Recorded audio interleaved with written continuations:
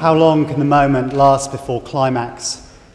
The vertiginous brink of consummation, locks in the complex of concentric gates, cryptographic tumblers meshed, wet with the attar of roses, exhortation spent, a hesitation held in the inexorable face of conquest, an intake of breath that must finally overcome, resisting to the end, exhale. Transform the raw storm of plasma pours from the dragon's mouth. The shock waves pulse out with geometric precision, driven by heartbeat after beat after beat. It has begun.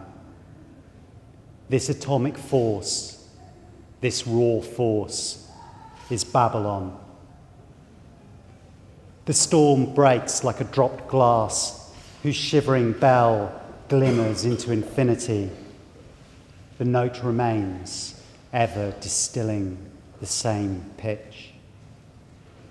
In the Sabbat, it resounds, becoming a quiver of cymbals, as strike bears down incessantly on rising counter-strike. This is the sound the dancer makes when she moves. The bells at wrists, ankles, hips, earrings, shaking. The noise of battle reverberates through the armour in the deep, secret cavities of our bodies. Here, among the threshing limbs, the slaughter, she walks.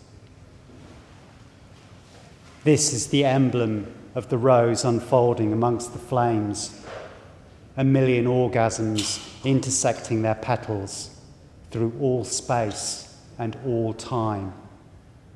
A message comes through to those who would be present at such a Sabbath.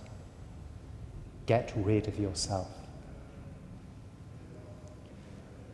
But this endless moment, this bacchanal, can lead us away from the most salient fact about witchcraft. Though, as Jack Parsons says, witchcraft is the oldest religion, that it lifts us out of ourselves and switches our bristling skin.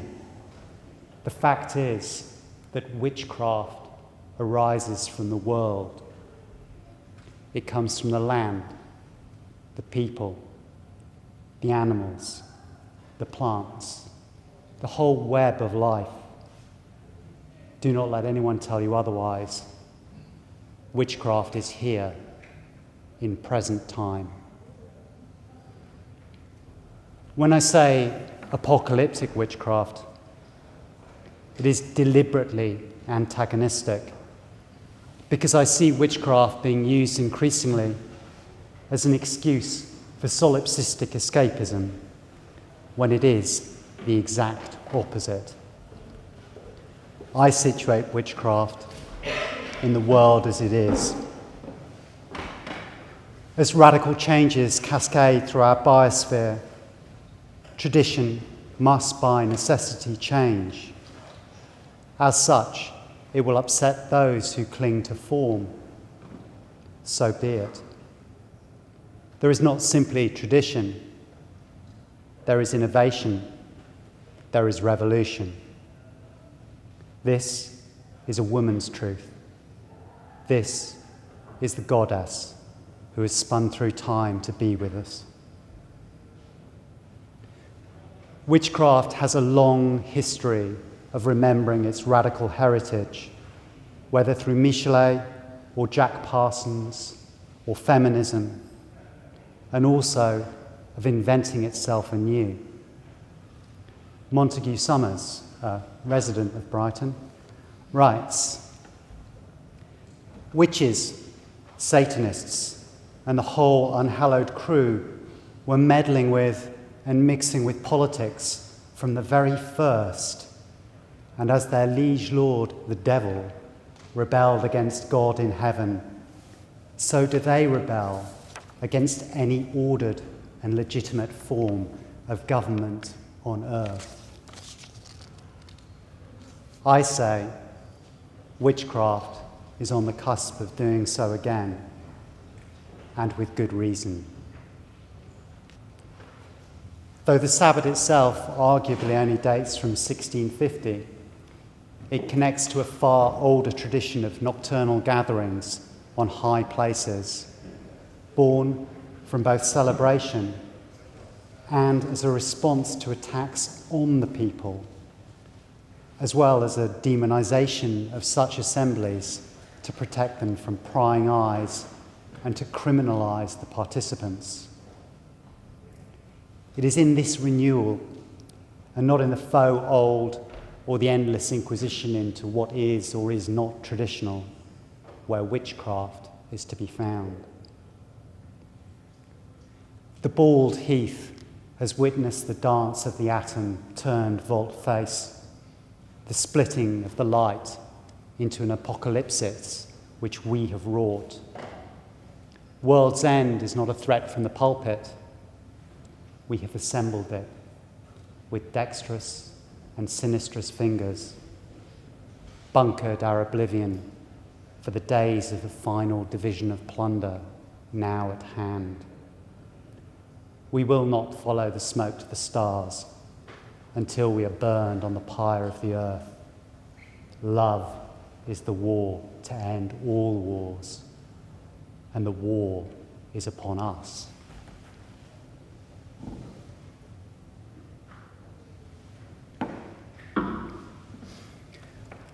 While our culture laments, what have we done wrong? Has no concept of sin, but only consumption, it still knows that something has gone dreadfully awry. Infantilized, it endlessly repeats, What? What have we done wrong? It is simple. Mankind has broken the covenant with nature. Dee and the alchemists knew this and sought to coax from their Olympics a gentler reconciliation and harmonious counterchange of the elements cross-matched. That window has closed. There is no gold that will buy us freedom from our fate. We are far more fearsomely tasked. As our vaunted technological sophistication hits its built-in obsolescence, it is the deceptively simple acts of witchcraft that will endure. I would trust my black-handled knife far longer than my laptop. If previously more high magicians had listened to Paracelsus and the folk practitioners rather than their vanity, perhaps magic and witchcraft would not be at this point. Yet we are. We must recognize that we are the horsemen that sheet upon the winds. We, the angels pouring poison vials. We, the seal breakers. We, the elders of days, revolving around an empty throne. We are the daughters of Jerusalem, the kings of Edom, the Cains and Liliths, the scorpion men.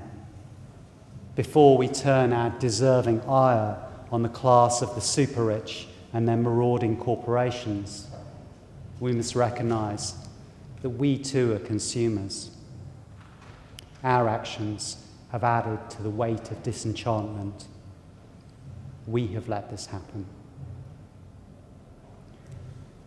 The rape of the earth is about to enter a horrifying final phase where the last wildernesses are despoiled for the last resources. Should we weep? The words of Medea can be considered here as an inspiration from the sharp pen of Seneca. While her nurse pleads caution, Medea responds as a sorceress. Life is a grief which can take counsel and hide itself. Great ills lie not in hiding. 'Tis pleasing to face the foe. Stay this frenzied outburst, my child. Even silent calm can scarce defend thee. Fortune fears the brave, cowardly overwhelms. No hope points out a way for our broken fortunes. Whoso has naught to hope, let him despair of naught. The Colchians are no longer on thy side. Thy husband's vows have failed, and there is nothing left of all thy wealth. Medea is left.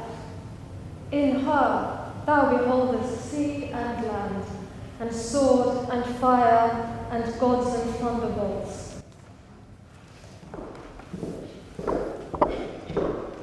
Such is our state, and the response of witchcraft must always be the response of Medea. Medea is left. In her thou beholdest sea and land, and sword and fire, and gods and thunderbolts. There is no escape. Witchcraft is already as dead as a hag, as barren as the moon, and as contaminated as the tar sands. Yet witchcraft is born again in this sacred landscape, and we will be despised as an abomination by those who cannot navigate by the candlelight of guttering stars. Those who seek to escape the fates and the furies will find that they are inexorable. We celebrate this, wreathed in an afterglow with a half-life of 1,000,000,000 years. We are the murderers, the poisoners, the tightening noose of curse, the fire on the mountain. We have a reply to this savaged world, a confession which need not be racked out of us. It is we who have drunk from the cup, we who are drunk on the blood of sacrifice, we who flower from our wounds, we who celebrate love and war, we who know mystery. We are the witchcraft. Witchcraft does not wait for deliverance.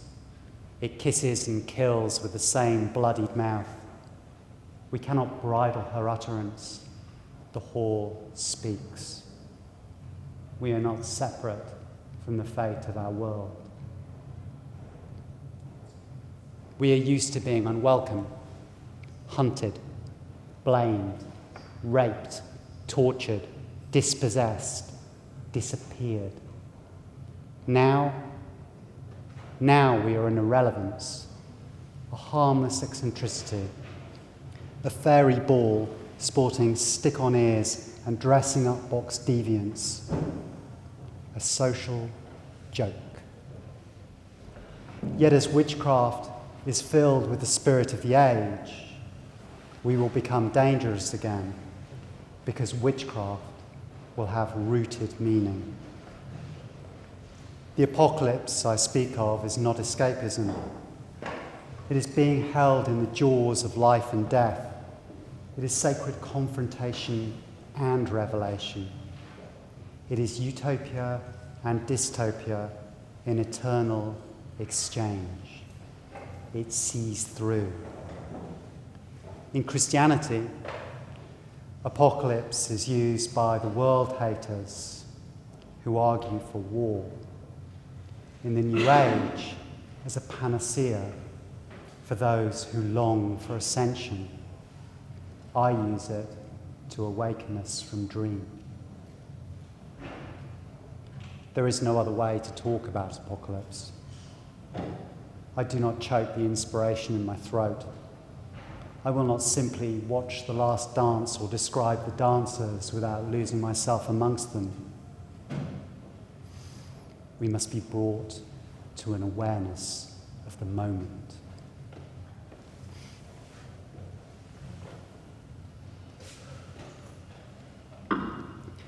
We have the power to destroy the world, and we are doing so. Witchcraft must respond, as it always has, to the events which unfold around it, with the gifts we have been given and those which we have won on the heath. So having entered the moment, we can go back, but not a moment sooner. So we ask the looking glass our question. What is witchcraft? What is witchcraft? I'm not going to look it up in Wikipedia.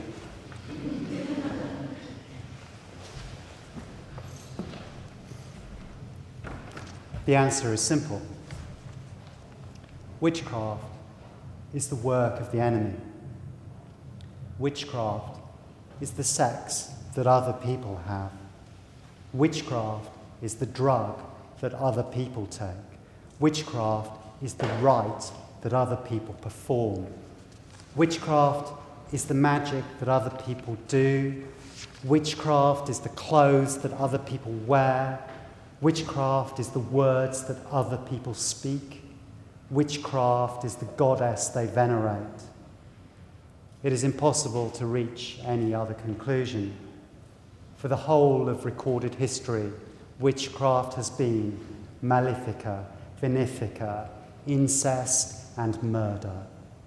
The next village, the next town, the next country, the old woman, the young woman, the Jew, the beggar, the leper, the Cathar, the Templar, the Ophite, the Bogomil.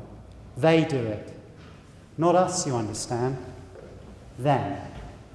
And you'll find a witch at the end of a pointed finger. To argue otherwise is a fatal mistake that opens us up to divide and conquer. But I will not prettify witchcraft. To prettify witchcraft is as ill-judged as to disfigure it. You cannot deny the goddess in any form of cast lantern light or play of shadows. You cannot say white witchcraft or black witchcraft without doing violence to her complete being. Consider the words of the Thunder Perfect Mind.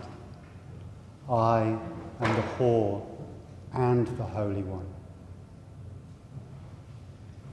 So let us explore our definition of witchcraft with the aid of one of the most important books, the Malleus Maleficarum, which I'm sure we're all familiar with. The Malleus Maleficarum defines witchcraft and identifies three vital components: the witch, the devil, and the will of God. The witch, as we have seen, is the other, the foreign, and more often than not, the woman. The devil is the double, whose worship is nocturnal, orgiastic, and child-killing. The will of God is simply the power of the church and the state to oppress, to accuse, and to enact the auto de fe. As such, I will bravely suggest that an apocalyptic witchcraft will contain these self-same elements. The witch, as foreign woman, exemplified by Nana Ishtar and demonized in the Bible as Babalon, as populations are displaced by war, flood, fire, and famine. We will see many more strangers in a strange land, and to the witch, these are kindred. Secondly, the devil, as the mask of wild nature, as the mask of the goddess, giving us the choice to control our bodies, minds, and destinies. We have already seen in our history Baphomet used as a cipher for Muhammad, and Islam will not be the last bedeviled enemy. Ecologists, feminists, psychonauts, shaman will all continue to be decried in these terms. But just as Tupac Shakur, underquoted in the occult corpus, Tupac Shakur confronted the American psyche with an image of the nigger thug and drew strength from it by projecting the nightmare back on his oppressors. So too, we can choose to embrace the devil that they deny. The third part of this is the will of God. The will of God here is a clear understanding of and opposition to the designs of our enemy. This is not simply destroying the mythic structure of Christianity, which gave man nature to despoil, which cut down the cedars of Lebanon, but also to oppose the final ugly phase of this, corporatist fascism. As such, witchcraft is the last line of resistance. But what of modern pagan witchcraft? Why has it not addressed these issues? Why has it not risen to these challenges? Perhaps the difficulty of modern pagan witchcraft is that it began with compromise. Gardner had one eye on the recent repeal of the witchcraft laws, and his "and it harm none" was rather more expedient than the hair-raising pronouncements of Cecil Williamson or the misanthropy of Spare. Yet it is foolish to attack Gardner or Sanders or Cochrane or even Graves, as they were responding very much to the spirit of their age, and for an impossible heady moment it seemed that witchcraft was going to become the new religion of England. I would propose that that project is now in disarray. Now Professor Ronald Hutton says not simply harm none, but actively be harmless. Having seen the Nigerian witch killers, he argues that we are better off to live in a disenchanted world and to escape on the weekends to our imaginal worlds of twee whimsy. I say, fear us. I say, the power of the witch is in having every option open. Witchcraft will not lie beneath. Witchcraft will not be disarmed. Women know this. We do not want to be inside having interfaith meetings with the hand-wringing monotheists whose holy books happily sanction our stoning, murder, and rape. Witchcraft, and here by that I mean Malefica, is the strong face we can show to the world. This is, after all, the merciless path. A good example of this comes with the Solanaceae, a family I'm very familiar with, including Mandrake and Datura. Solanacea itself comes from the root solari, to soothe. And indeed, these daughters of comfort both cure and kill. They enable us to fight poison with poison. There is no way to separate the powers, and no way that we should be cleaved from our right to exercise either. So is there an alternative to the narrative popularised by Gardner? Well, one modern approach is that of traditional craft, and Paul Hewson very neatly explains the difference between the two. Let me quote from Paul. Traditional witchcraft is what Margaret Murray referred to as operative witchcraft, to distinguish it from what she called ritual witchcraft. Operative witchcraft, whether used by encompassed all charms and spells, whether used by a professed witch or a professed Christian, whether intended for good or for evil, whether used for killing or curing. Ritual witchcraft, on the other hand, embraced the religious beliefs and rituals of those who practiced what Murray referred to as the Dianic cult, the worship of deity incarnate in a man, a woman, or an animal, traces of which she believed were found in Italy, southern France, and the English Midlands. The god was named Janus or Dianus, the goddess Diana. Wicca or Witcher was arguably Gerald Brousseau Gardner's own personal take on this Dianic cult. Hewson's definition, via Murray, interestingly enough, has more to recommend it than the more modern one of Michael Howard, who in his traditional craft book can only describe it as something that he essentially feels, placing him in a position as sole arbiter as to what is traditional and what is not traditional. Hewson's Mastering Witchcraft, I would argue, is one of the key texts of traditional craft and a great read. But Hewson clearly states that he drew on the same material as Gerald Gardner from the Folklore Museum Library at the University College of London. Plainly stated, both Hewson and Gardner cut their witchcraft from the same cloth. It's fair to say that traditional craft, though containing earlier elements, is as invented as Gardnerian Wicca, and by that I mean no disrespect to either. Yet now we see something interesting occurring. The manufacturing of a schism between a supposed traditional craft and initiated Wicca. This is an attempt to separate the inseparable and to rewrite a history of shared protagonists, as the example of, for example, the Regency produces.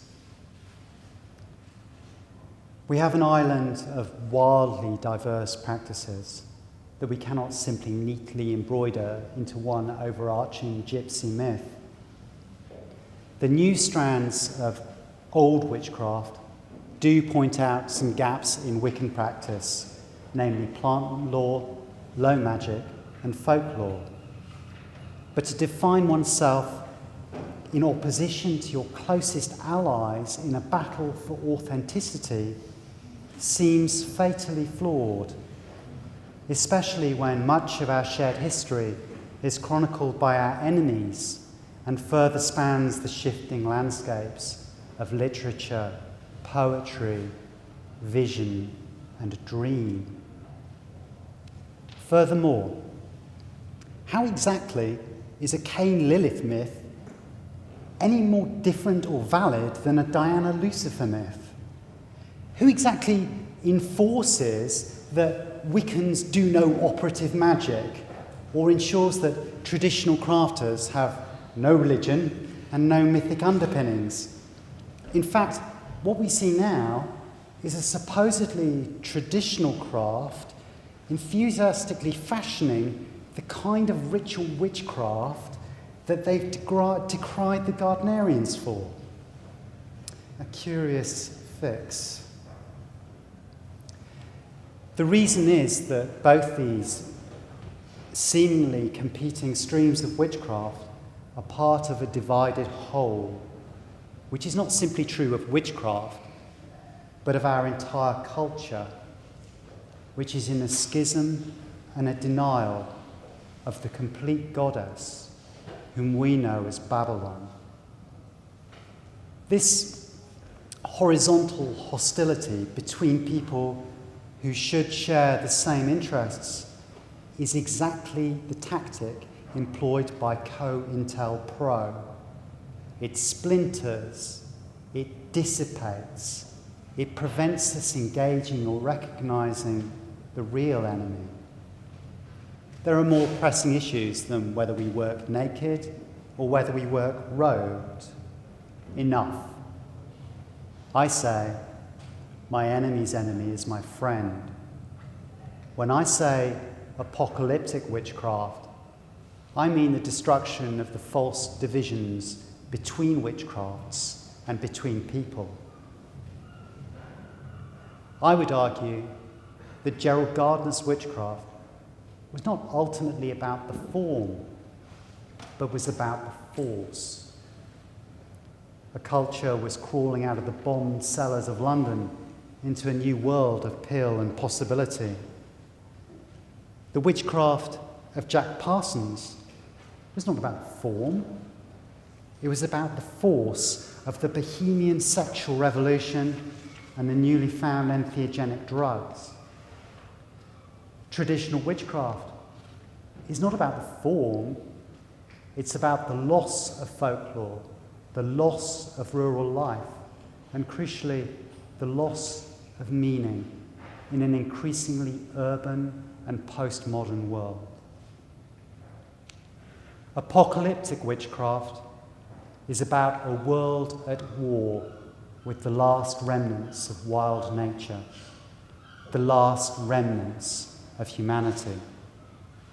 So today I'm concentrating on conjuring that force rather than entering into the trap of circumscribing it. Those who have read The Red Goddess will know that I am adamantly opposed to the imposition of orthodoxy. So when I say apocalyptic witchcraft, I'm describing a set of ideas that can be embodied in any witchcraft approach. We should celebrate every form of emergent heresy. Our emails are, after all, read by the same intelligence agencies. Our ritual sites are photographed by the same military satellites. Our wells are poisoned by the same fertilizers, fracking and pharmaceuticals. We must never forget our enemy. However peaceable we are, they define us with violence. Witchcraft was born largely in the torture chambers of the Inquisition, unclothed, bound, broken, taught to fly in strappado. In the 1200s, the enemy was the Cathars, who threatened the Catholic Church by espousing poverty. In the 1300s, the enemy was heresy, exemplified in the destruction of the Templars. In the 1400s, it became the figure of the witch, who subsequently blossomed into an international, shadowy, satanic conspiracy.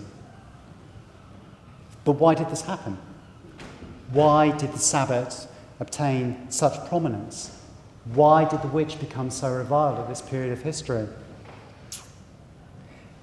Without understanding the enemy or the shape of the battlefield, there is no answer that can be given. What is clear is that the creation of a purely malefic figure of the witch was an attack on women, though men too were burned. Women were attacked in this way for a reason, in order for the state to enclose the common land. Woman was attacked to remove her control of her womb. Woman was attacked to divide the sexes and to rend the social fabric. Woman was attacked to destroy all sense of the sacred in nature. We do not need to follow Marx, we simply need to follow the money. This process of demonization and destruction of the commons has continued because the enemy has inexhaustible greed and diminishing returns. It is not simply the commons now that are enclosed, but everything is being sold into the hands of the few. This inexorably means war, and the war is upon us. The Sabbat arose in such a landscape as a conspiracy to destroy the rotten edifice of church and state. It met on the heath to avoid the gaze of authority, guised in anonymity and foreboding. This revolutionized the nature of witchcraft, regardless of the pre-existence of the Sabbath form. And I do not refer here simply to the inspiring fantasies of Jules Michelet, but to the important modern work of researchers such as Silvio Federici. We see these same attacks of freedom of assembly in the destruction of the free festivals, rave culture, the Occupy movement.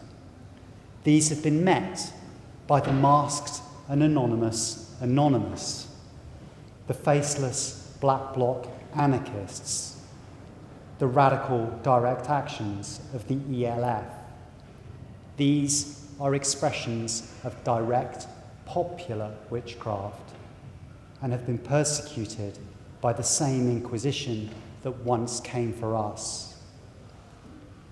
Please note, I don't say that any of these groups are examples of operative witchcraft. I say that we, the people who are the witchcraft, have a sacred duty to join this war. We need to celebrate the great Sabbats again and infuse them with our witch blood, with our cunning. So here's my prophecy. Witchcraft is going to get both aroused and angrier. Nature will rise. We're not only coming for your children, we are your children, and all those who are about to inherit the ruins of the earth. Welcome to the apocalypse. This is the year that we finally realise that the climate is broken, and it's all blood and roses from here on in.